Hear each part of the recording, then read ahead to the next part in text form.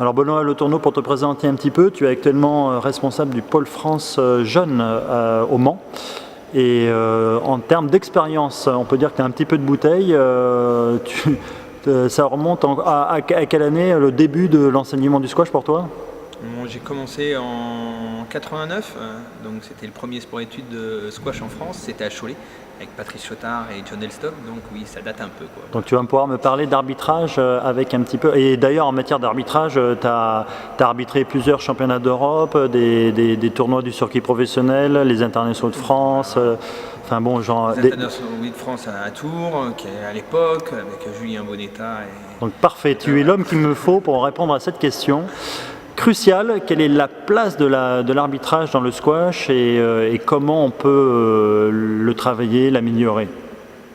Alors, c'est sûr que l'arbitrage, pour l'enseigner, il y a deux grands axes pour moi. Il y a déjà le comportement avec l'arbitre, bon, pour orienter, on va dire, et avoir une relation saine avec l'arbitre, pour que tout se passe bien et qu'on reste dans son match.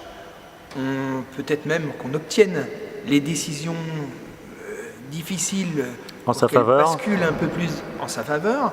C'est tout un comportement, tout un jeu psychologique qui peut faire basculer quand même quelques petites décisions qui peuvent faire du bien sur des moments assez difficiles.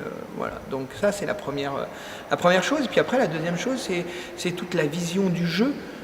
Savoir profiter un petit peu des interférences pour, au lieu d'avoir juste un let, plutôt jouer cette balle pour que ça soit vraiment un avantage et qu'elle se retourne contre l'adversaire qui a joué la mauvaise balle et donc profiter. Tu veux dire que stratégiquement, des fois, il y a plus intérêt à jouer la balle bien sûr. que jouer avec les règles d'arbitrage. Oui, voilà.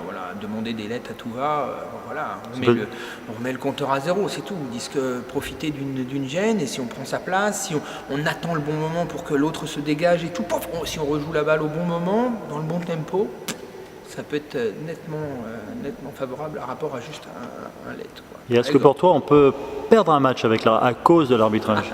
Ça, c'est question piège. Ouais, la question piège, parce que bien sûr qu'on peut... Alors je veux pas du politiquement correct, parce que non, bien sûr, il faut... Non, du tout. Bon, c'est très bien, il y a eu tellement de matchs qui ont basculé sur des décisions d'arbitrage difficiles, parfois même injustes, mais bon, l'arbitre juge toujours... avec impartialité, aucun souci là-dessus. Néanmoins, justement, le comportement, l'attitude après l'action peut orienter la décision d'arbitrage. Donc, ouais, je pense que...